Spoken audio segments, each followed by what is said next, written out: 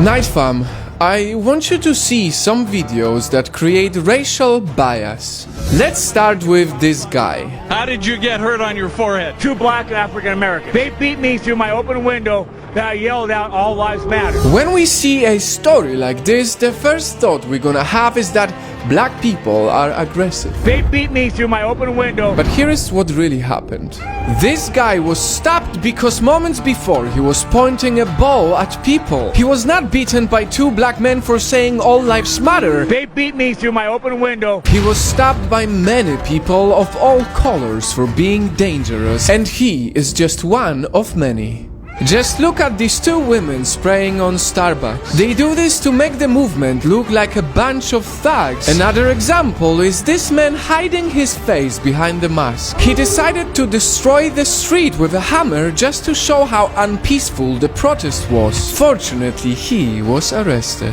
I am very grateful to have Project Nightfall, to have this platform where I can share these situations with you, because truth is, none of this is actually new. Truth is, long before George Floyd's death, many people have been contributing to the message of racial bias. A message that doesn't only destroy the streets or buildings, but also our perspective. That's why when you ask a baby which doll is the good doll and which one is the bad doll, they will choose the white one as the good one. They will choose the white one even if they are not white themselves. And why do you think that's a nice doll? Because she's white. And can you give me the doll that looks like you?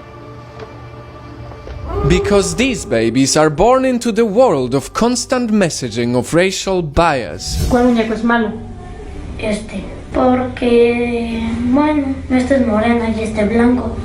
The world where even the media can send a biased message to millions of viewers. Here is how media talks about black persons' opinion on politics. It's always unwise to seek political advice from someone who gets paid to bounce a ball. So keep the political commentary to yourself, or as someone once said, shut up and dribble. And here is how the same media talks about white persons' opinion on politics. Well, he's allowed to have his view about what kneeling and the flag means to him. I mean, he's a person. Black basketball player. Keep the political commentary to yourself. White football player. He's allowed to have his view of... This is exactly how this starts. Right now, we see many people say all lives matter. And I get it, I really do. I am a white man myself, it's not like I want to fight against my own kind, right?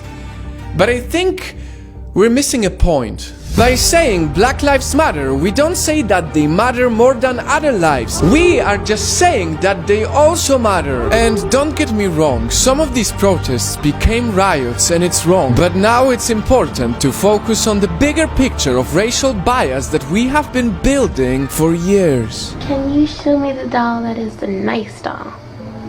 We need to come together and battle racial bias, because it's much easier to remember burning streets and aggressive people than peaceful protests.